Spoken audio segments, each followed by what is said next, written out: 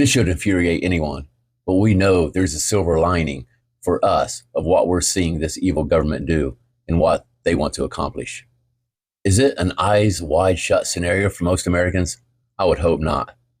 America is in trouble. These people that voted on this bill, the $95 billion going to Taiwan, Ukraine, and Israel, that seek to keep control and keep the wars going. Not to mention what also was in the bill, the banning of TikTok. They don't like messages like this getting out. They don't want people knowing the truth.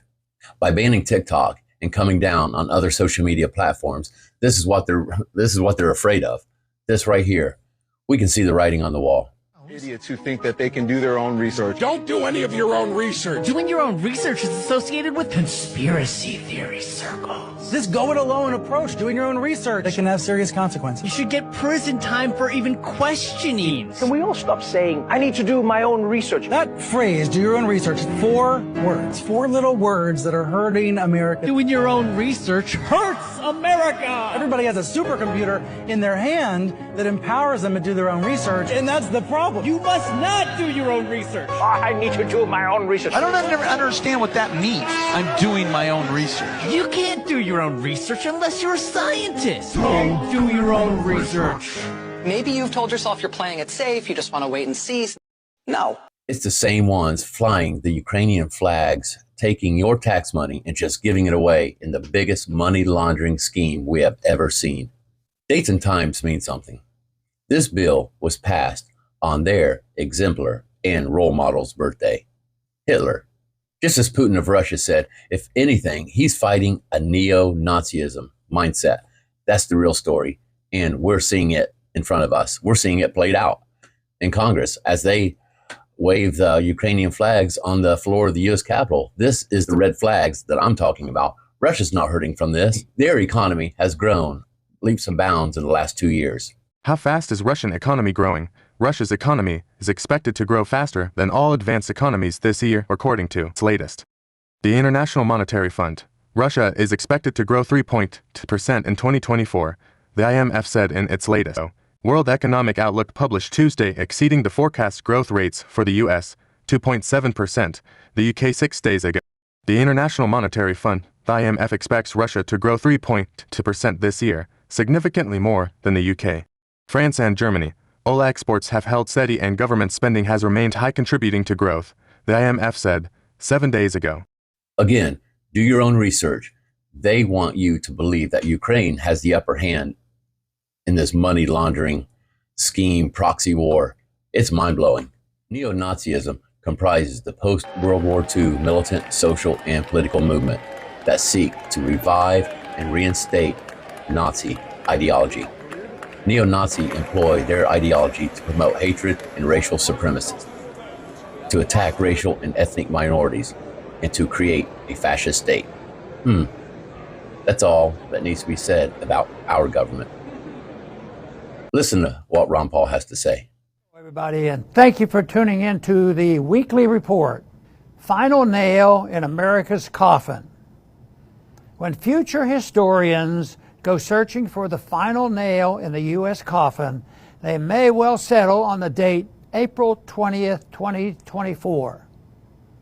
On that day, Congress passed legislation to fund 2.5 wars, hand what's left of our privacy over to the CIA and the NSA, and give the U.S. president the power to shut down whatever part of the internet he disagrees with. The nearly $100 billion grossly misnamed National Security Supplemental guarantees that Ukrainians will continue to die in that country's unwinnable war with Russia, that Palestinian civilians will continue to be slaughtered in Gaza with U.S. weapons, and that the neocons will continue to push us toward a war with China. It was a total victory for the war party. The huge spending bill is all about politics for Biden, yet so many Republicans simply went along with it. The last thing the people running Biden's White House wants to see as a close election approaches are ads blaming Biden for losing Ukraine. The U.S. and its allies have already sent over $300 billion to Ukraine, and the country is still losing its war with Russia.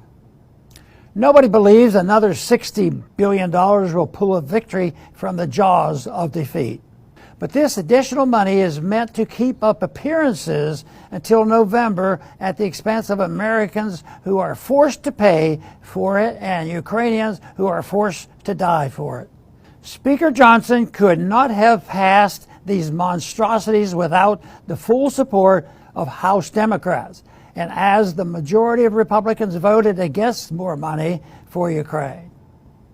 So in the worst example of bipartisanship, Johnson reached across the aisle, stiffed the Republican majority that elected him Speaker, and pushed through a massive gift to the warfare corporate welfare state.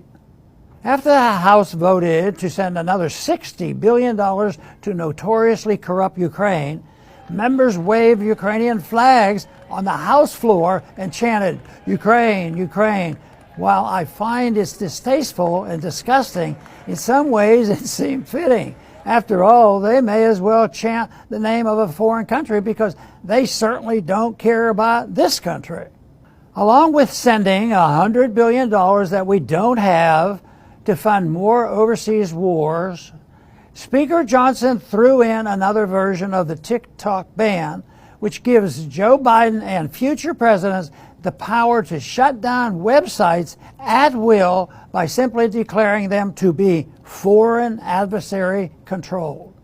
Not to be outdone, the U.S. Senate on that same day passed the extension of Section 702 of the FISA Act, which not only allowed the government to continue spying on us without a warrant, but also contained new language massively expanding how they can spy on us. Many conservative voters are asking, what's the point of Republican control of the House is if the agenda is determined by Democrats? Senate Majority Leader Chuck Schumer is reported to have bragged to his colleagues about how easily Speaker Johnson gave Democrats everything they wanted and asked for nothing in return. What is the silver lining in all this bad news? Most Republicans in the House voted against the continuing the Ukraine war. That's a good start.